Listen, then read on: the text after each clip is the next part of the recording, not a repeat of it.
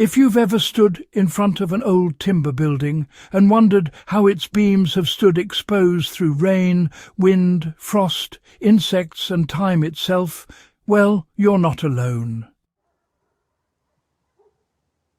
Many of the world's oldest wooden structures, still standing today, share a secret that rarely makes it into modern woodworking guides. Long before chemical preservatives, industrial sealants or pressure-treated lumber, ancient builders developed a method that hardened wood, sealed it against moisture, and protected it from decay for lifetimes. It was cheap, natural, and shockingly durable. Entire family homes, passed down for centuries, survived because of it. Shipbuilders, temple architects, and frontier farmers all relied on this technique, and the results are still visible today in archaeological sites from Scandinavia to East Asia. Yet most woodworkers today have never even heard of it. Modern construction took a different path, favouring speed and chemical treatment over craftsmanship and long-term preservation.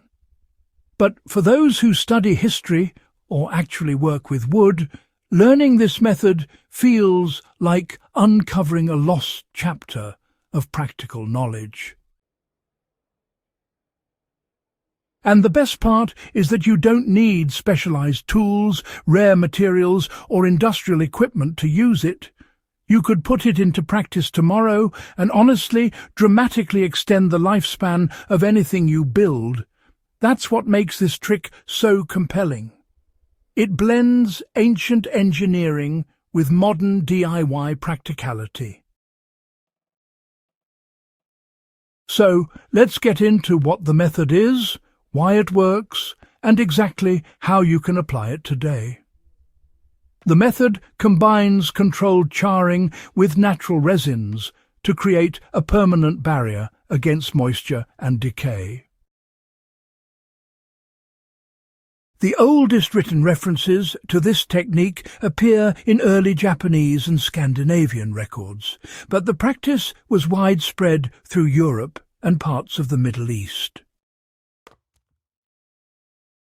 At its core, the approach involved heating wood just enough to carbonize the surface, then sealing that char layer with plant-based oils or tar.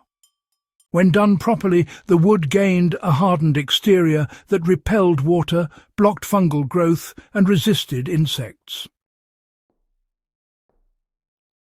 Ancient builders didn't describe the process in modern scientific terms, but they understood its effect perfectly. They knew that moisture is the root cause of rot. If the outer layers of wood no longer absorb water, the structure lasts far longer. The char layer itself is crucial. When wood is lightly burned, not to ash, but to a thin layer of carbon, it undergoes a transformation. The heat breaks down hemicellulose, which fungi feed on, and closes off the pores that usually wick moisture deep into the grain. It's essentially turning the outer millimeters of the timber into a protective shell. But, charring alone isn't enough. That's where the second part of the method comes in, saturating the still warm surface with oils or tar. The resin-based sealing stage is what makes the protection last for generations. Ancient builders didn't invent resins and oils. They borrowed them from nature.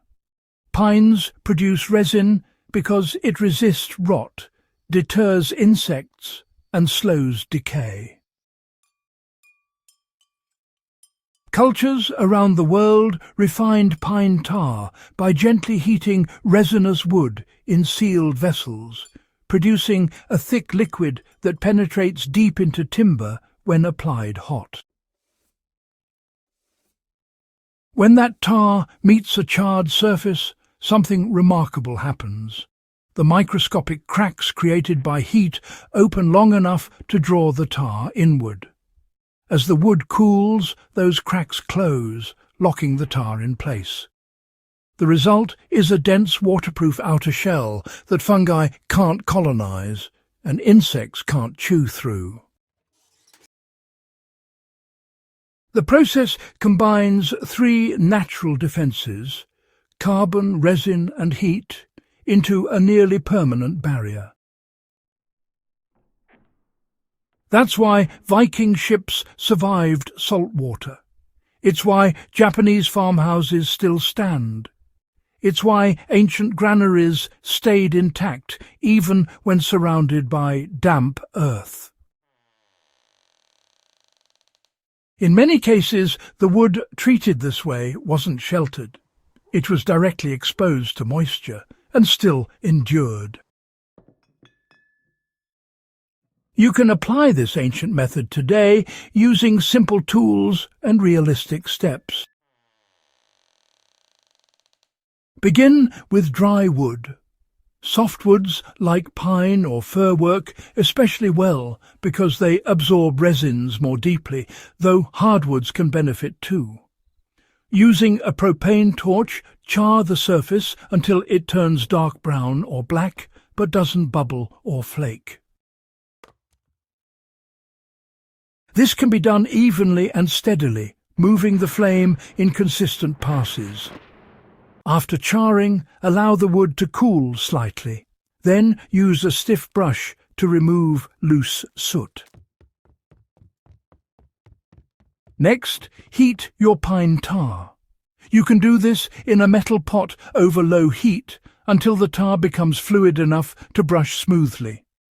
Some builders mix in boiled linseed oil for a thinner consistency, though pure tar is perfectly traditional. While the wood is still warm, not hot enough to scorch the tar, brush the mixture into the surface. You'll notice how quickly the wood absorbs it. For posts that will go into soil or wood that will see heavy weather, a second coat after the first cures adds even more longevity. So, if you're looking for a practical example, well, consider preparing garden bed boards.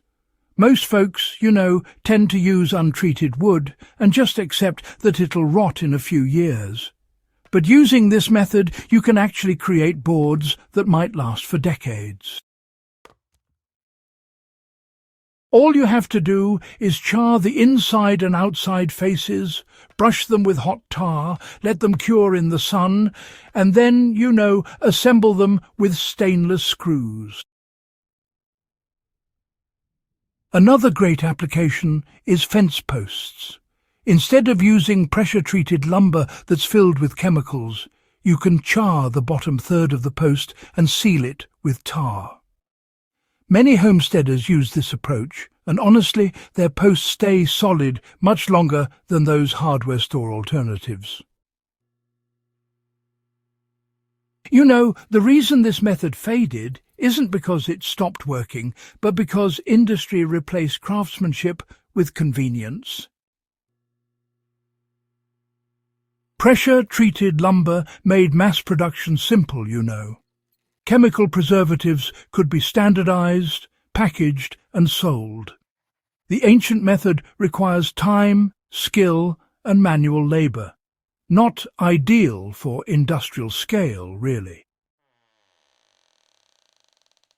But when it comes to durability, nature's method still holds its ground.